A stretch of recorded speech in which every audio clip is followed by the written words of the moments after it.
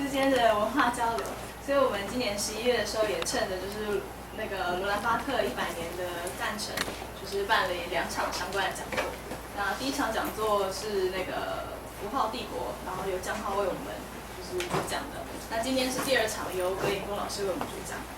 那葛颖峰老师是在中央的老师，虽然我本人没有给他讲到，不过之前我有去看过老师的版画画展。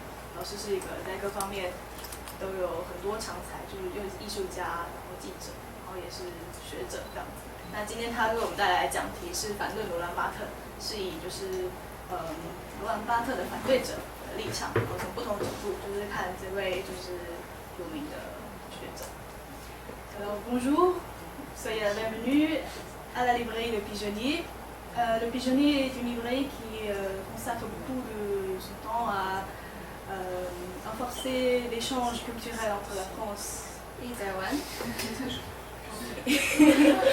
Et comme le mois de novembre, on a eu le centenaire de l'anniversaire de Roland Barthes, on a eu 2 conférences sur Roland Barthes, le premier avec Jiang Hao, Guillaume, sur l'Empire des signes et son traduction du livre, et le deuxième ici avec M. Yvan Gros sur Roland Barthes par ses contradicteurs.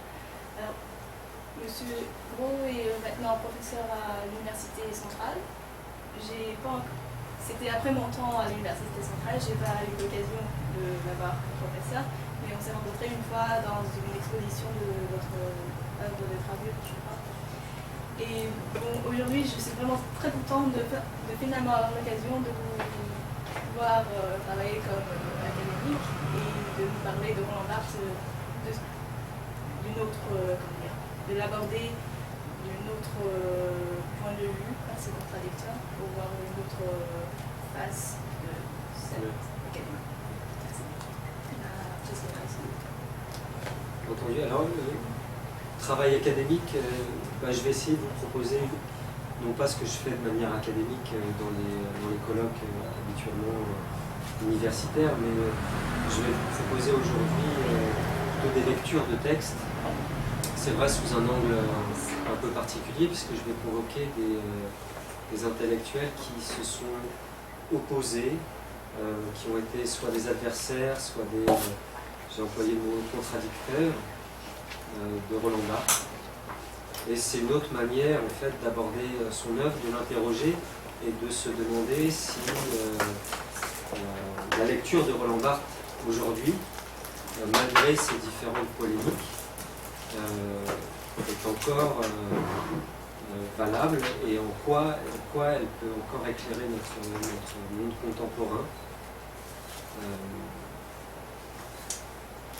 Alors, il se trouve que je ne suis pas un spécialiste de Roland Barthes.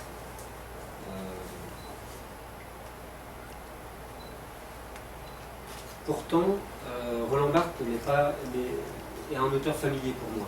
Et je vais vous expliquer pourquoi. Et au moins pour 2 raisons. La première, c'est que j'ai fait mes études à l'université Paris 3, qui était aussi connue sous le nom de Sorbonne Nouvelle. Sorbonne Nouvelle, pourquoi Sorbonne Nouvelle? Elle s'est intitulée comme ça dès son ouverture en 1971.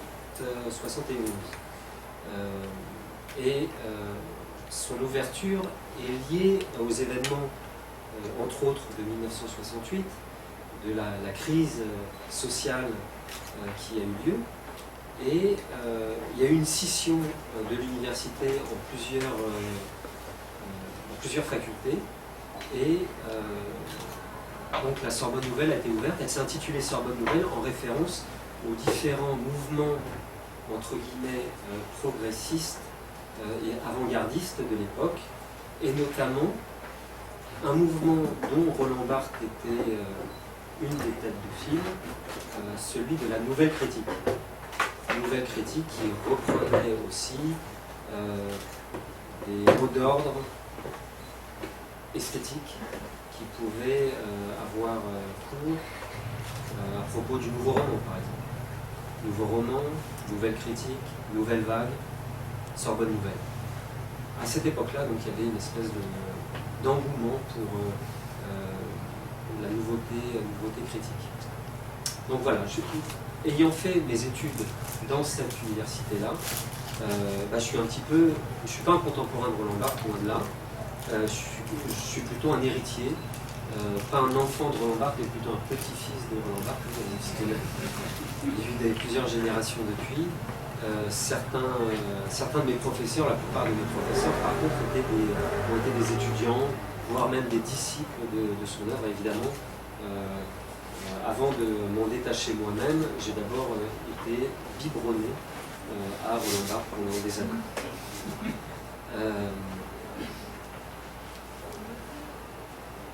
Donc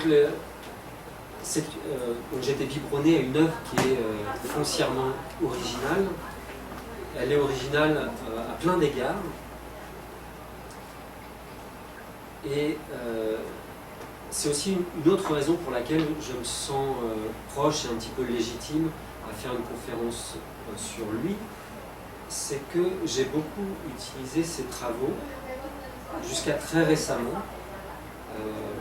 Parce que je pourrais, pour schématiser, faire deux grandes séparations dans son œuvre. Il y a d'abord une partie, et dès les premières publications, il y a cette séparation. Il y a d'abord les livres qui sont propres à la critique littéraire. Première œuvre qu'il publie, Le degré zéro de l'écriture, en 1953.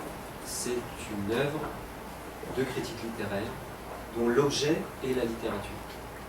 Et puis, quelques années plus tard, 1957, il publie Mythologie. Il ne s'agit plus là de littérature proprement dite, mais il s'agit d'utiliser les méthodes de la critique littéraire et de l'appliquer au monde. Et cette intuition qu'il a eue dès la publication des mythologies, il ne va pas cesser de l'approfondir, et c'est ce qui va faire véritablement l'originalité de son œuvre. Après la publication des mythologies, il va faire une découverte fondamentale pour lui, et ce ne sera pas le seul à faire cette découverte-là, mais il va découvrir la linguistique, et en particulier Saussure, Ferdinand Saussure. Et à partir de cette découverte-là, il va explorer l'idée que le monde qui nous environne est un monde de signes. Et que par conséquent, si le monde qui nous environne est un monde de signes, on peut lire le monde comme on lit un roman, on peut l'étudier comme on lit une œuvre littéraire. Par conséquent, les professeurs, les étudiants ont une certaine légitimité, non plus à expliquer des textes et à se borner à l'explication de textes, mais ils ont aussi une légitimité à porter un jugement sur le monde et sur ce qui se produit dans le monde. Et donc ça, c'est une autre partie de son œuvre. Donc il y a deux parties. Une partie qui est proprement critique littéraire, comme le degré zéro de l'écriture, comme SZ par exemple, qui est à partir d'une nouvelle de Balzac, ou bien des œuvres qui sont sémiologiques. La sémiologie étant l'application de la linguistique à l'ensemble du monde des signes. L'ensemble du monde des signes étant le monde dans son ensemble. Cette idée-là, c'est la deuxième raison pour laquelle Roland Barthes est important pour moi, c'est une idée que j'ai exploitée pour développer un cours que j'ai... C'est la deuxième fois cette année que j'ouvre ce cours, un cours de littérature appliquée. Ce cours de littérature appliquée que j'enseigne à Zhongyang Daxue actuellement, c'est un cours de littérature appliquée au journalisme et à la radio, utilise ce principe-là, à savoir qu'on peut utiliser les méthodes critiques, les méthodes universitaires, à d'autres fins. Ça peut être le journalisme, ça peut être la radio, c'est l'objet de mon cours, mais ça pourrait être à d'autres disciplines ou à d'autres pratiques qui sont extra-universitaires, si je puis dire. Bref, voici les deux raisons pour lesquelles Barthes m'est familier. Alors, c'est une pensée très originale, et évidemment, cette originalité a produit un certain nombre de polémiques. Et je vais essayer de passer en revue les figures qui se sont opposées à sa pensée, et de cette manière-là, je pourrais essayer de vous initier, si vous n'êtes pas déjà, à ce qui a fait l'originalité de son œuvre. Avec, je dirais comme horizon d'attente, la question suivante. Après toutes les polémiques qu'il a traversées, que reste-t-il finalement de Roland Barthes? Est-ce que la lecture de Roland Barthes à l'heure actuelle est encore pertinente, est encore valable? La première grande polémique qu'a suscité Roland Barthes est liée à la publication d'un livre, donc c'est l'envers cette fois littéraire, critique littéraire de son œuvre, c'est pas l'envers sémiologique, c'est la publication d'un livre sur le dramaturge français Racine. Je vais vous en lire tout de suite un extrait pour vous montrer l'effort méthodologique qui sous-tend sa critique. Alors, j'avais prévu de faire défiler devant vous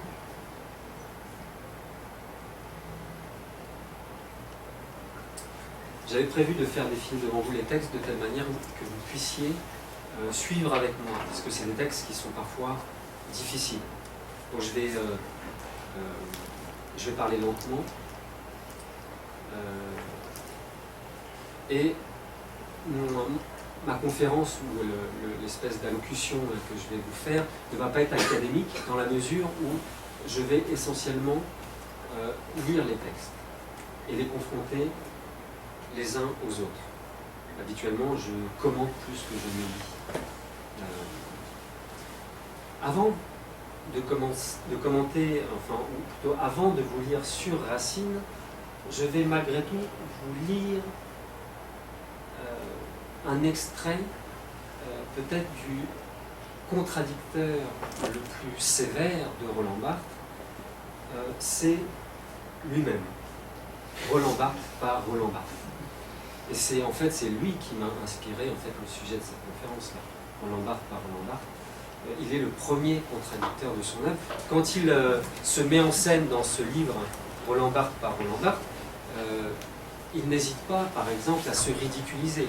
Là, vous l'avez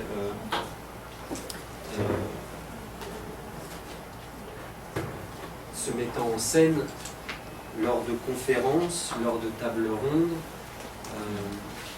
soumis à l'ennui, à la lassitude.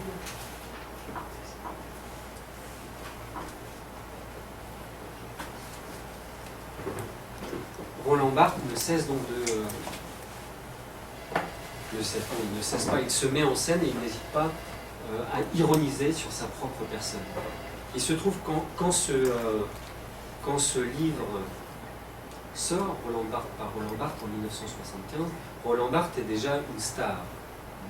C'est un intellectuel qui a une notoriété extraordinaire en France, à l'égal de Foucault, à l'égal de Sartre, même s'il est antérieur, à l'égard d'intellectuels de cet acabit. Si on lit par exemple cet ouvrage de Chantal Thomas pour Roland Barthes, j'ai vu dans l'édition présentoir, elle raconte justement la starisation du personnage. Comment les étudiants qui assistaient à ces cours singeaient jusqu'à sa façon de parler, sa façon de se vêtir. Et dans ce cadre-là, il n'hésite pas, lui, à à ironiser sur cette propre figure. Je vous lis un extrait donc de Roland Barthes par Roland Barthes. Le goût des algorithmes, ça s'appelle. Il n'a jamais manié de véritables algorithmes. Il s'est rabattu un moment, mais ce goût semble m'être passé, sur des formalisations moins ardues, des apparences d'équations simples, des schémas, des tables, des arbres. Ces figures, à vrai dire, ne servent à rien. Ce sont des joujoux peu compliqués. L'analogue des poupées que l'on fabrique avec un coin de mouchoir. On joue pour soi. Zola, de la sorte, se fait un plan de Plassans pour s'expliquer à lui-même son roman. Plassans, c'est une des villes des Rougon-Macquart. Les Rougon-Macquart étant le personnage de la série écrite par Émile Zola. Ces dessins, il le sait, Émile Zola, n'ont même pas l'intérêt de placer le discours sur la raison scientifique. Qui pourrait-il tromper? Cependant, on joue à la science. On la met dans le tableau, à la façon d'un papier collé. De la même façon, le calcul, dont relevait le plaisir, était placé par Fourier dans une chaîne fantasmatique, car il y a des fantasmes de discours. Donc dans cet extrait, il se moque en quelque sorte de sa tendance à la scientificité. Il se moque de son goût pour la science, qui, ici, là, prend la forme d'un apparat en quelque sorte. Je continue. Et si je n'avais pas lu? Et si je n'avais pas lu Hegel, ni La princesse de Clèves, ni Les chats de Lévi-Strauss, ni l'anti-Oedipe? Le livre que je n'ai pas lu et qui souvent m'est dit, avant même que j'aie le temps de le lire, c'est pourquoi, peut-être, je ne le lis pas. Ce livre existe au même titre que l'autre. Il a son intelligibilité, sa mémorabilité, son mode d'action. N'avons-nous pas assez de liberté pour recevoir un texte hors de toute lettre? Répression. N'avoir pas lu Hegel serait une faute exorbitante pour un agrégé de philosophie, pour un intellectuel, marxiste, pour un spécialiste de bataille. Mais moi, où commencent mes devoirs de lecture? Donc il n'hésite pas, en tant qu'intellectuel et star intellectuelle de l'époque, de dire ouvertement qu'il n'a pas lu, par exemple, Hegel. Et lire Hegel, c'est pas rien. Ne pas lire Hegel, ce n'est pas rien non plus. Hegel étant un peu, à cette époque-là, les fondements de la philosophie marxiste, par exemple, ne pas lire Hegel, c'est presque un crime de lèse-majesté à l'époque. Donc lui, il se permet de le dire, il se permet de se mettre en scène en tant qu'ignorant. Mais vous allez me dire, bon, c'est une mise en scène de soi. Malgré tout, cette mise en scène est très complaisante. Donc, cette critique-là ne compte pas. Alors nous allons passer à de véritables critiques, à des critiques qui sont douloureuses, violentes, méchantes parfois. Et nous allons commencer par la critique de ce livre sur Racine. Je vous en lis d'abord un extrait et ensuite je vous lirai un extrait du livre de Raymond Picard. Le conflit est fondamental chez Racine. On le trouve dans toutes ses tragédies. Il ne s'agit nullement d'un conflit d'amour, celui qui peut opposer deux êtres dont l'un aime et l'autre n'aime pas. Le rapport essentiel est un rapport d'autorité. L'amour ne sert qu'à le révéler. Ce rapport est si général, si formel, pourrait-on dire, que je n'hésiterai pas à le représenter sous l'espèce d'une double équation.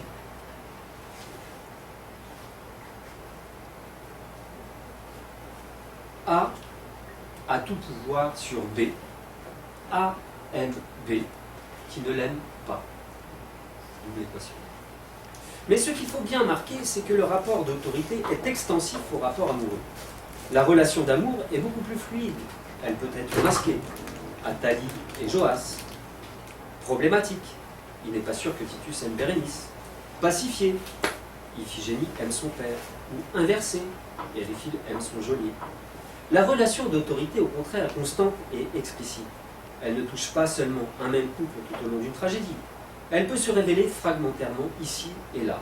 On la retrouve sous des formes variées, élargies, parfois brisées, mais toujours reconnaissables. Par exemple, dans Bajazet, la relation d'autorité se dédouble.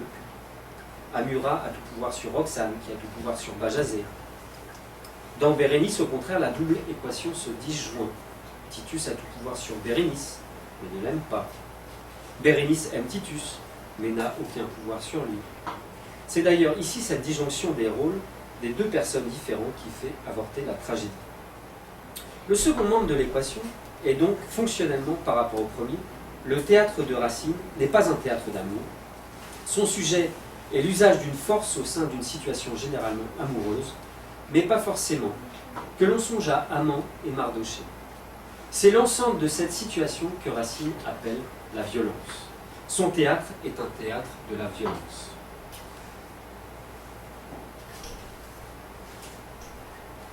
J'ai sélectionné donc cet extrait pour vous montrer l'effort en quelque sorte de formalisation de sa lecture critique. Il essaye de montrer les structures sous-jacentes au point même de les mettre en équation. Équation qui, il s'est amusé à montrer le ridicule par ailleurs, comme je vous l'ai dit tout à l'heure. Sur Racine a été l'objet d'un pamphlet qui a fait énormément de bruit,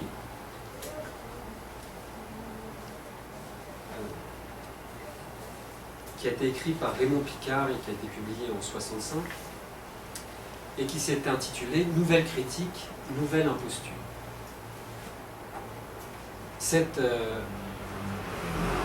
Ce pamphlet-là prend pour objet de critique principalement le Sur Racine de Roland Barthes.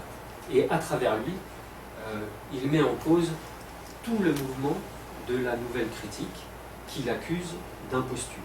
Nouvelle critique, nouvelle imposture. Je vais vous en lire un extrait.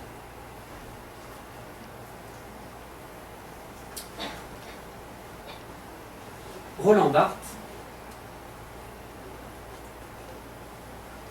en haut à droite. Roland Barthes est avant tout un homme de système. Quel système?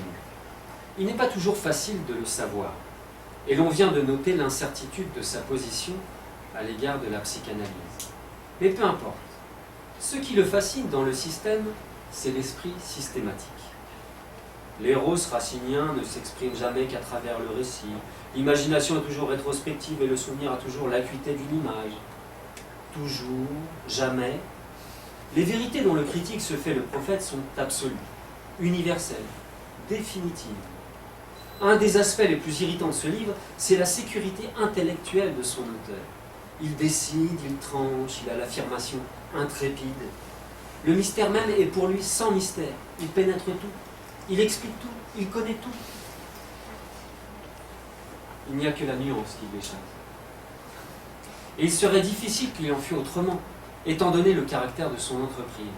En effet, il s'agit d'une sorte d'anthropologie racinienne, qui, se plaçant dans le monde tragique de Racine, en décrit la population, que l'on pourrait facilement abstraire sous le concept d'homo racinianus. C'est une citation de Roland Barthes. Tout est dans cette discrète parenthèse. Monsieur Barthes se livre effectivement à un travail d'abstraction.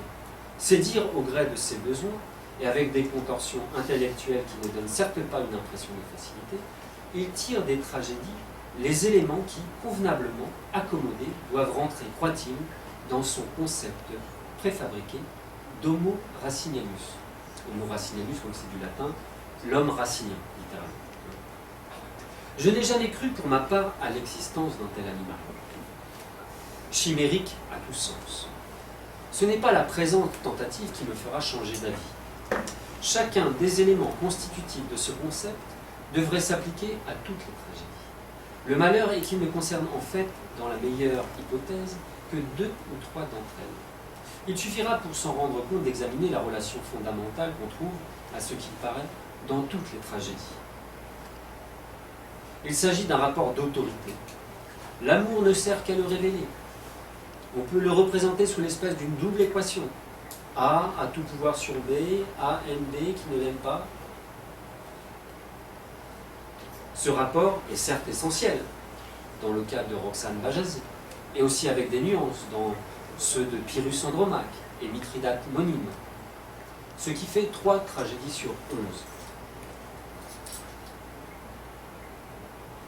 Le critique, impavide, le décèle dans les 11 tragédies, et pour plusieurs d'entre elles, 2 fois dans la même. Il est ainsi amené à citer Phèdre,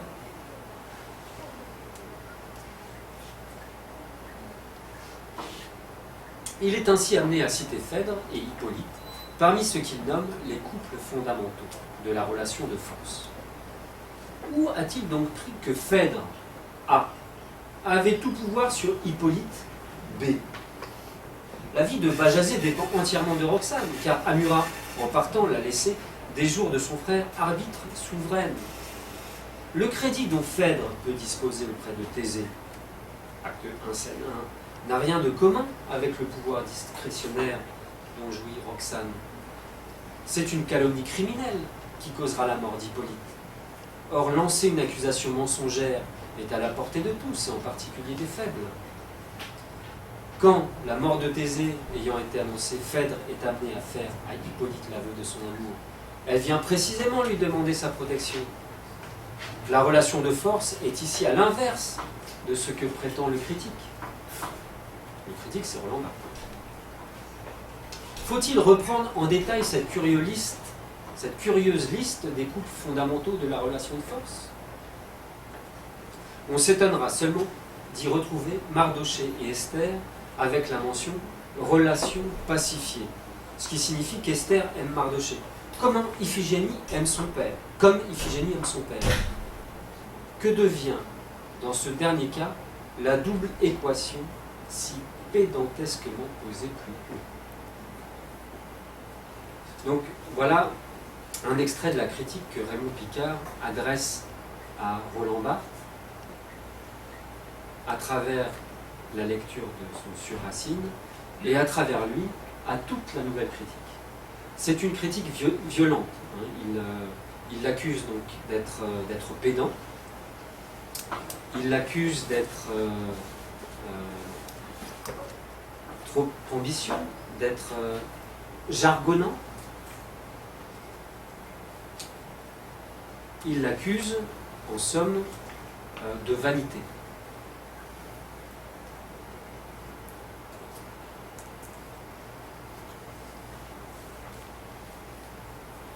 Il l'accuse de surinterprétation. Alors, Roland Barthes va se défendre face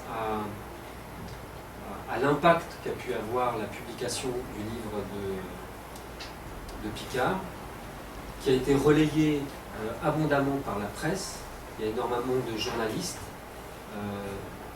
en particulier des journalistes du Monde, qui se sont fait l'écho du pamphlet de Picard.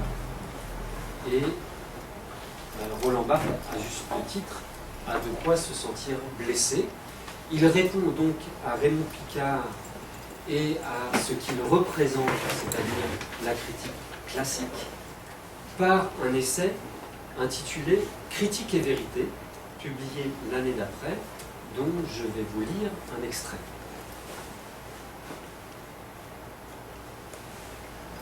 Je ne sais pas si vous pouvez lire.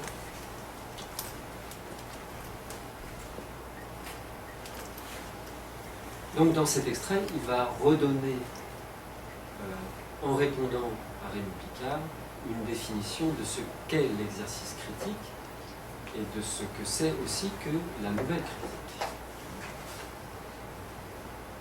La critique n'est pas la science. Celle-ci traite des sens, celle-là en produit. Elle occupe, comme on l'a dit, une place intermédiaire entre la science et la lecture. Elle donne une langue à la pure parole qui lit, et elle donne une parole, parmi d'autres, à la langue mythique dont est faite l'œuvre et dont traite la science.